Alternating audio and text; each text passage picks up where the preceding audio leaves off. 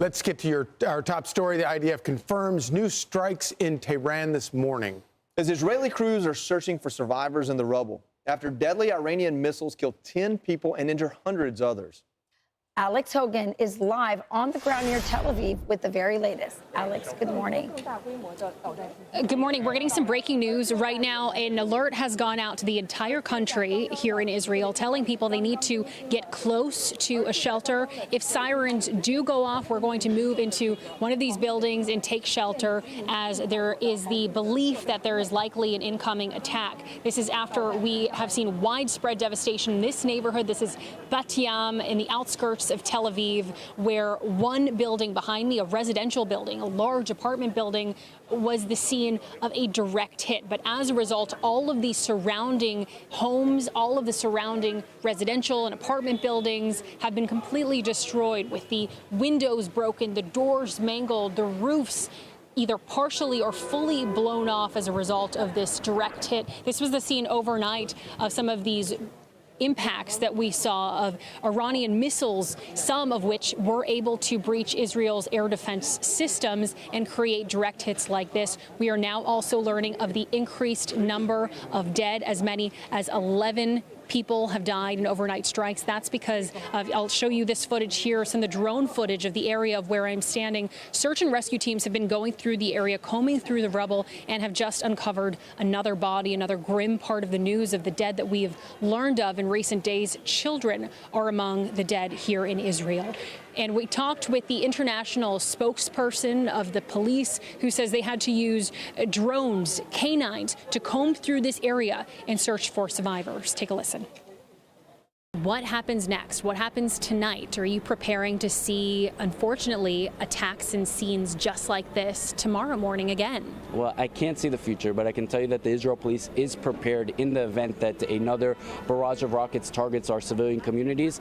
Like I told you, we're on high alert, but we've also recruited 7 battalions, reserve battalions of our border police to help reinforce our units that are on the ground so that we can be in all areas of Israel. And if there's a rocket strike, missile strike to a certain residential community, we can get there as fast as possible. Time is of the essence when it comes to these things. We want to get people medically evacuated as fast as possible, provide service to anybody that may be trapped, and that's what we're going to continue doing.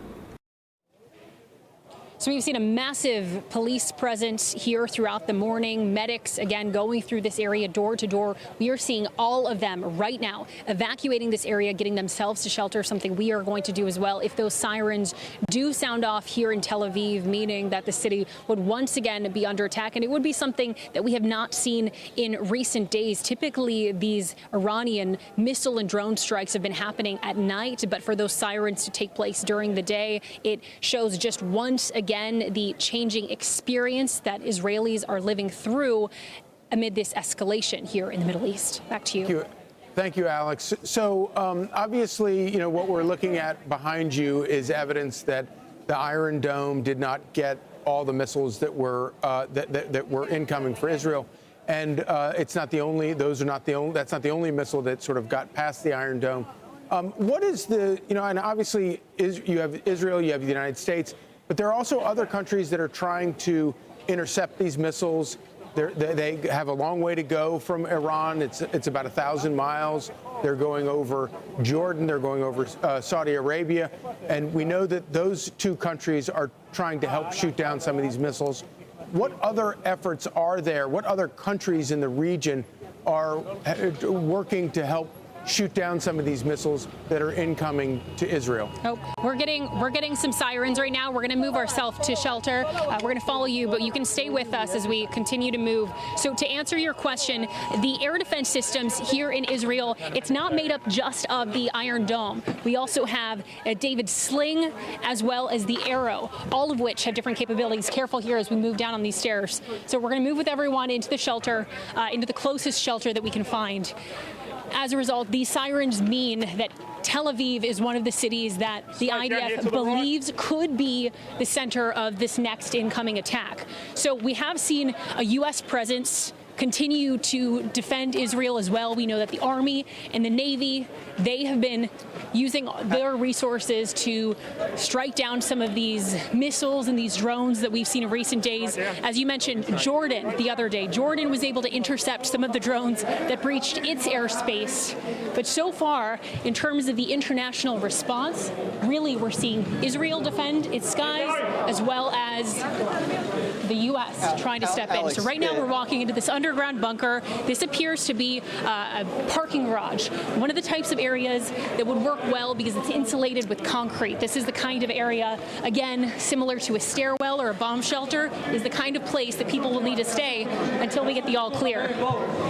Alex, I'm not sure if you can still hear us very well, but just so we understand, that siren going off, does that mean something is imminent, that something has been spotted in the air? I lost you there for a second. I think I have you back. If you could just repeat that question for me. That alarm going off, does that mean that something is imminently incoming, that there's an active attack? Yes, the initial warning that we got indicated, it went off to the entire country. It indicated that there could be an incoming attack that could interfere with the Israeli air defenses. Sorry, I'm getting some interference in my ear. The first alert that we got notified everyone across the country to get close to a shelter, and if the sirens did go off in their city, that would mean that their city potentially could be under attack. So the fact that we just heard those sirens and the fact that we're seeing even soldiers come here to take shelter means that all of Israelis, all of the foreigners, all of the tourists that are in Tel Aviv right now need to be taking shelter. We're also getting a new alert on our phones. All of the cell phones that people might have been going off, so you can take a look at that. Just alerting people, take a shelter. Obviously, this is in Hebrew, but alerting people to get to shelter as quickly as possible. And what we've seen in the past when we've been in this type of situation, we'll wait about 30 minutes to an hour before you get the all clear, so it can take a long time. But in my experience, when we've been here in bunkers like this, the explosions are so loud, it'll shake the walls. That's what we experienced overnight. So we're getting moved a little deeper into this bomb shelter. I might lose you.